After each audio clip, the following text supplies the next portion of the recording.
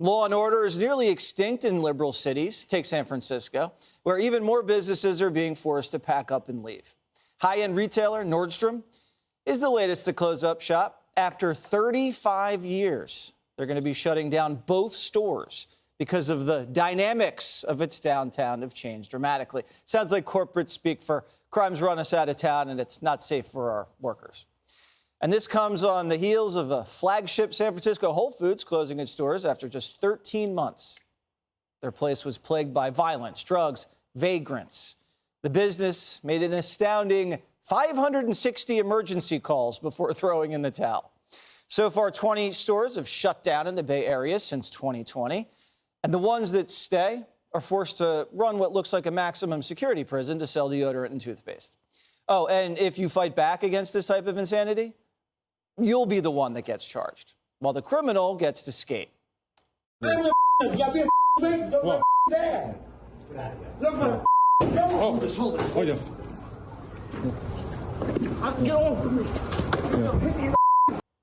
A shoplifter in New York City hit a Walgreens security guard in the head with a jar, and it was the guard who was thrown into jail on assault charges.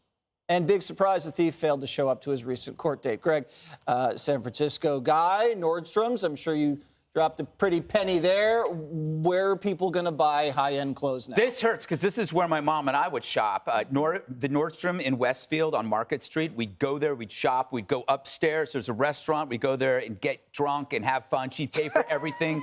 We take a train back. Whenever I wanted to, but I could see how oppressive that is to have paying customers, right? I wish Nordstrom's would have called me. I would have told them first, just sell blouses, loafers and mittens, and call yourself BLM. And then the SF Board of Supervisors will build an iron rod gate around your place. Not to oversell this, but this is a red flag for Western civilization, right? If you want to experiment with left-wing ideology, which doesn't replace anything, but just lets everything self-destruct, here it is. They just destroyed the greatest city ever, a city that survived earthquakes, a mayor assassination, Mayor Moscone, Harvey Milk, the epicenter of AIDS, and it's taken down by angry white leftists. I mean, you cannot let liberals protect or manage a liberal city. We, non-liberals, would be happy to do it for you and still keep it liberal because we love the cities. We love New York. We love Chicago. We love LA and San Francisco. Let us in and let us try and let us do it.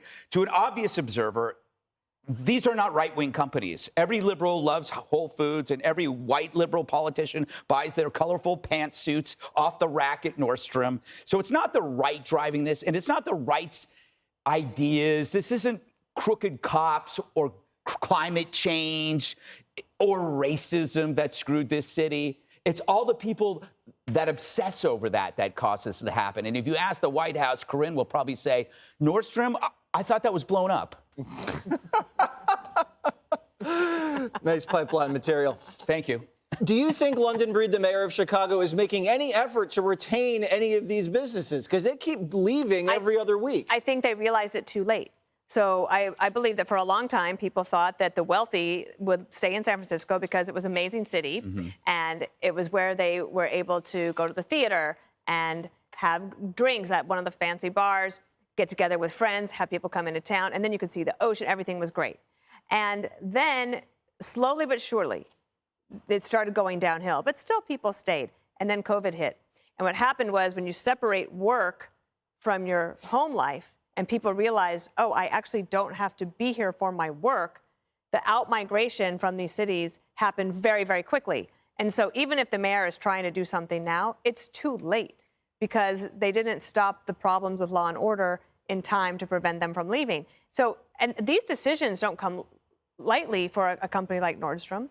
They obviously were losing money, right? Businesses don't close when they're making a lot of money and everything's going great. They're losing money or they're not able to protect their staff, not able to keep staff. This is one of the flagship places at that mall. So have you ever seen a mall like when the flagship leaves, what's left? Spencer's Gifts, maybe they hold on. You got to appreciate novelty. That. Orange Julius, and you got to love that. But it's not enough to get a lot of foot traffic to keep coming in. So it's a good warning for other cities that San Francisco realized it too late. Hopefully others will not do the same. And we can get to San Francisco in a second, but tell us about this scene with the security guard. So he's trying to, I guess, prevent the theft. The guy leaves, hits him in the head, and he gets charged. How do they charge that? No, what happens with the security guard is the guy's stealing, and he says to the guy, he says, get out of here. The guy comes back a couple hours later and then hits him in the head. So, you know, not everybody has the whole story on this. So he hits him in the head with a jar. The guy who's a security guard then takes him into custody, and they arrest the security guard. Unbelievable. Which raises a question. What is a security guard supposed to do? Stand there and greet criminals and say, thanks for hitting us? You know, I mean, it is ridiculous. But I think that's the Port Authority. We're talking Port Authority. Now, they're not the brightest cops around, and I'll say it right here. Now, let me be clear about what's going on here. Every day in this country, we are descending deeper and deeper into chaos and anarchy. It is what is predictable. And it happened because of the left and the progressives. Make no mistake, if you end up having no bail, no cash bail, the least restrictive bail, you defund the police, you put discovery mandates on prosecutors that are so tough that they have to dismiss murder cases, and you're down 600 cops in San Francisco alone.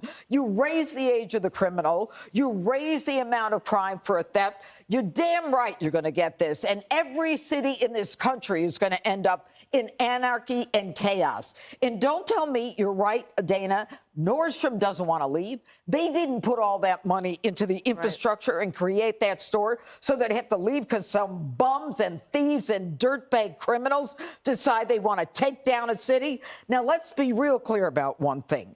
It is the big city with the Democrat mayors where they're having this problem. Now, you can say it's a Republican states, and here's my message to the Republican governors. If you've got a big city in your state, you better make sure you get rid of the DA, or else you're going to be blamed in the next election as the governor of a red state where the blue cities are committing all the crimes. And one more thing I want to say is that the governor has the right to remove the DAs. And if the governor doesn't do that, it's just as much his fault. Now, Chesa Boudin, who was thrown out as the DA in San Francisco, was replaced by Brooke Jenkins. She's a good DA, but she can't do it without the cops. She can't do it without the courts, and she can't do it without the legislature. We are going down. How farther do we have to go?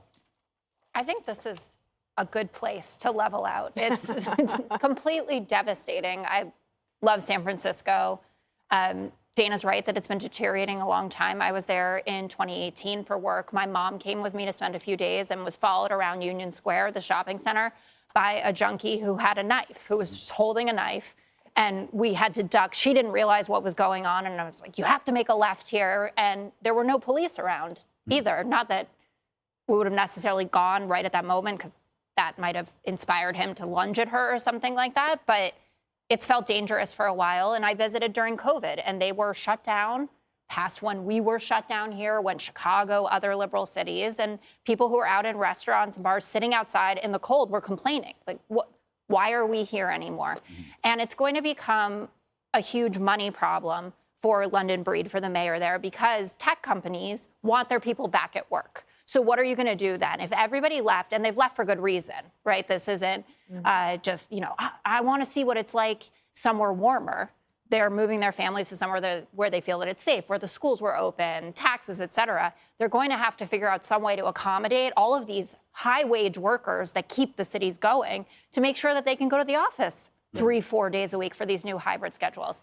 In terms of the shoplifter, it's weird because I would have thought that having everything on video would have made this so much easier, right? And we say that, like, thank God there are things that we saw on video, like what happened with George Floyd, right? That changed the course of how we talk about criminal justice reform in the country.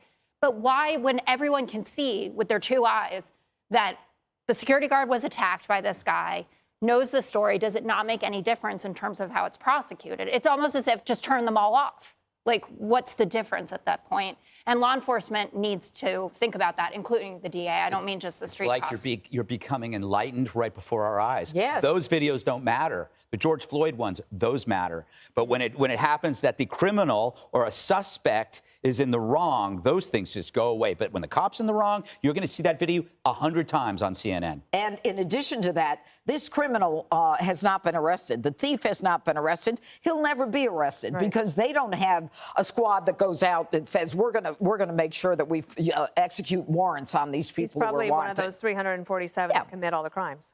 The 6,000 arrests and rearrests in a year or whatever it was. Yep. Really good conversation. Did you enjoy that, Jesse? Really good job. Yeah, you know why? And I mean that. You know I mean why, that. Jesse? You weren't involved. You were just you were just asking questions. I agree. I think you're good at that. I think it's better when You I'm could not have involved. bylaws, too. Hi, everyone. I'm Brian Kilmeade. I want you to do me a favor. I want you to click to subscribe to the Fox News YouTube page. This is the only way that I know for sure that you're not going to miss any great commentary, any great news bites, any great interviews coming your way on Fox. You can get it all here on YouTube. So subscribe right now.